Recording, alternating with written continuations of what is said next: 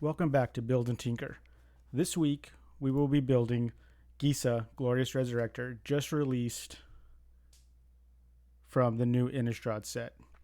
So Gisa is a 2 and a black legendary human wizard, a 4/4, with if a creature an opponent controls die, exile instead.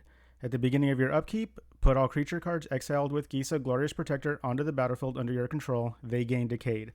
So the whole intent here is to kind of create a stealing type deck, something where you can take your opponent's creatures, but because of the decay mechanic, you're not going to take them the entire game. You're just going to take them for, well, as long as you want to use them. In some cases, you're going to keep them for value. In other cases, you're going to want to sacrifice them away. In others, you want to just attack and get them out the door. So we're going to cover several different stats here like I usually do. For those of you who follow me before, you know that I like to build decks based on what I have on hand. So that's really where all these cards come from. I haven't picked up any additional cards yet for this deck. I just opened Gisa, 2 set boxes. Gisa was one of the cards I pulled and started throwing some decks in here. So not going to cover any basic lands or any lands because there are some that can get you some extra value. I really don't own any of those, so not going to deal with those right now. Basically just looking at your typical Cabal Stronghold, Bajuka Bogs, Swamps, a few others, Reliquary Tower, things like that you want. What I will cover, though, is kind of ways to build this deck. You can see I have quite a few piles up here, more themes than I typically have. So we'll kind of start with the heavy one, which is how do we get the opponent's creatures to die? And you can see there's quite a few cards in here. This is really the biggest chunk of the deck right now. So we start with kind of a big hitter, Torment of Hailfire. It can win you the game. So that's kind of a game winning. Otherwise, it'll just get you some value from their commanders. And then we start just getting to basic removal. Bloodline Calling, new card from Innistrad. So target creature gets -5/-5, or creature tokens get -2/-2. So it can be a board wipe. You can get a single creature, up to you. Fatal Push. Nothing real unique here. Vona's Hunger. So anytime you can get your opponent to sacrifice a creature, I just kind of like that because it's going to give them the choice and kind of reduce the power level of the deck just a little bit. So not really going for super strong, steal everything right now. Perish, Fleshbag Marauder gets you a creature on the board, and you're going to get maybe 3 creatures there. And then you have Defile. So being mono black, this is going to be a great way to remove kind of any creature because it's -1/-1 for each swamp you control. So the bigger the creature, the more swamps you have, that's going to be good. And then you have a ton. I'm not going to go through all of these. You can see there's a ton of sacrificing creature, destroy creature. I do have a lot of, as an additional cost, to sack these. The biggest reason is they are cheaper, and you can use your opponent's creatures to get rid of them. So this is a good thing to do, especially on any of these, that if you just don't need their creature anymore, you can just kind of sack it and get something else in its place. Again, a little bit of a power level control. You could go straight for steal everything if you want to. So that's kind of the bulk of the deck right there, is how are we going to get the creatures under our control. Of course, all that assumes you have Gisa on the field. The next one is Ramp. So being in black, not a lot. We have our basic Soul Ring. Black Market, you're going to want creatures to die a lot. So Black Market's going to be very good. And then I have a couple of other ones here, Nakana Revenant. So your swamps are going to tap for additional black, and you can pump them. And then Keurig is a good way to pay for life instead of mana symbols. I always consider this to be kind of some form of ramp because you can use your life instead. So nothing really breaking here, kind of some expensive cards, but just overall good value in black. And again, I kind of went with this being mono black just with the Soul Ring. Don't really want to use any of the other rocks because I'd rather just have a land in that place or something else of value than just to get a black ramp. And in reality, I don't think we'll be using a lot of mana in this deck simply because you're going to be borrowing creatures from your opponents. The next set we have here is, I'll kind of say the value. So what happens when a creature dies?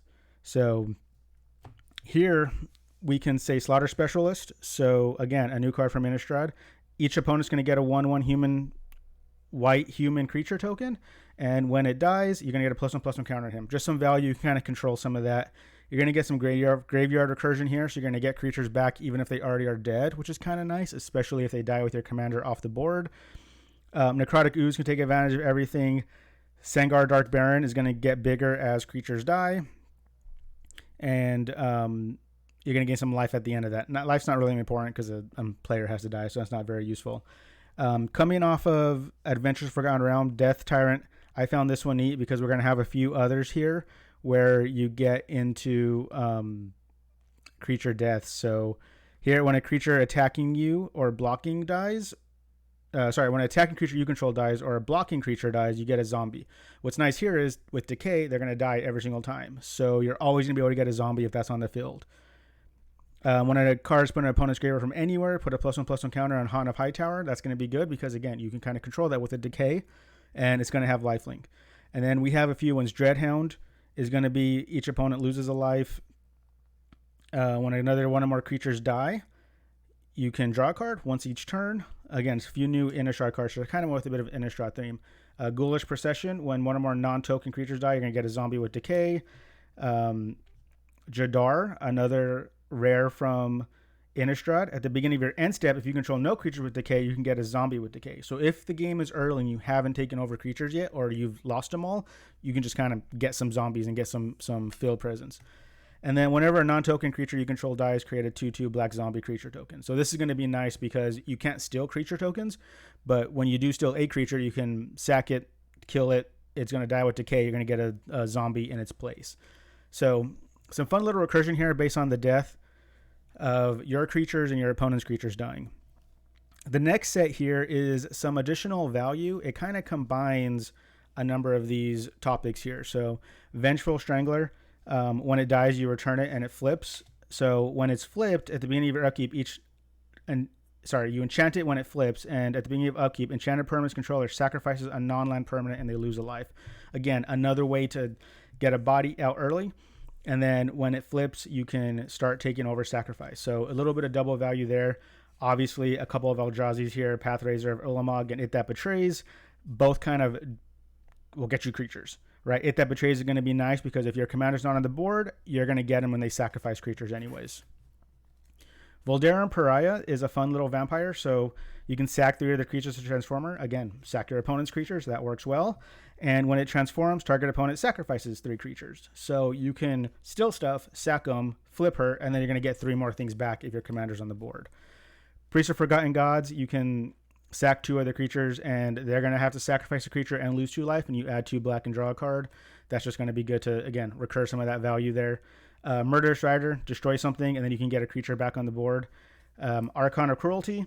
So when it ETBs or attacks, target opponent or sacrifices a creature or planeswalker, discards a card and loses 3 life. You draw a card and gain 3 life. So you're getting kind of all the above here. It is super expensive, but kind of be a late game type of thing. And then a couple of planeswalkers here. Professor Onyx has a couple of ways you'll be able to cycle for some cards up top. Look at the top 3 and put one in your hand, the rest in the graveyard. You can make them sacrifice a creature with the greatest power, which is kind of cool because they typically won't want to be doing that. And then they discard a card and lose a life. Don't really care about the bottom one. You probably won't ult. Obnixilis is kind of very similar, a little bit cheaper and more affordable from a dollar amount, but plus him to draw a card, lose a life, minus him to destroy target creature. And that's pretty much what you're looking for there. So again, some double value on those planeswalkers. So if you're doing all this, how are you going to get kind of cards into hand? So that's really where these cards come into play. I won't go through all of them, but Bolas' Citadel is going to be very good. You can look at the top of your library and cast it. It's also going to be very good for the tap and sack 10 non-land permanents. Each opponent loses 10 life.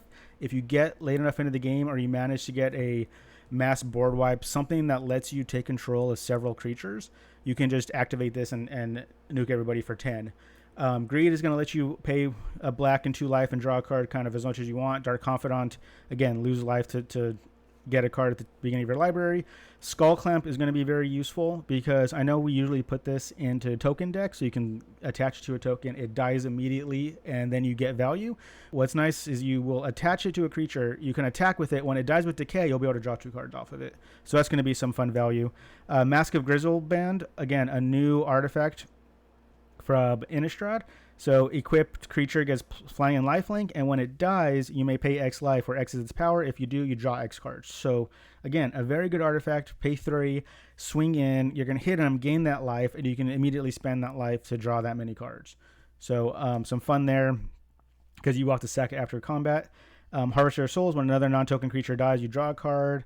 Costly Plunder, Altered, Village Rites, Blood Divination, all kind of ways to get card draw by sacking creatures. All right, I got 2 last piles here. I'm going to kind of cover them I won't say at the same time, but these are kind of just extra value cards. One, I had them laying around and thought it'd be fun to put in here. But the first set here is how do we replicate what our commander is doing? And I had 3 cards. Obviously, Turgid, you're going to want them to sacrifice or discard, so it's not the same as when it dies, but you can still get some value, especially when you synergize it with your other cards in the deck. Warlock Collector is when a card is put into the opponent's graveyard, you can pay life equal to its mana value, and then you get control of it, so very similar to that. And then Nightmare Shepherd, when another non-token creature you control dies, you may exile it. If you do, create a token that's a copy of that creature, except it's a 1/1. It's a nightmare in addition to its other types. So what's nice about this guy is you attack before it dies to the sacrifice on the... when it dies to the sacrifice from the decay, you exile it and you get a copy of it. So it's only a 1/1, but that could still be kind of some fun depending on what the opponents have.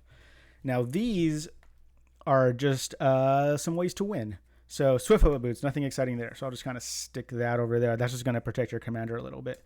Helm of the Host. So you still a legendary creature, you attack it. At the beginning of combat, you're going to be making copies of their creature, and it doesn't even have to attack. You're just going to get a copy of it. You may get 3, 4, 5, 10 of these and then can start attacking.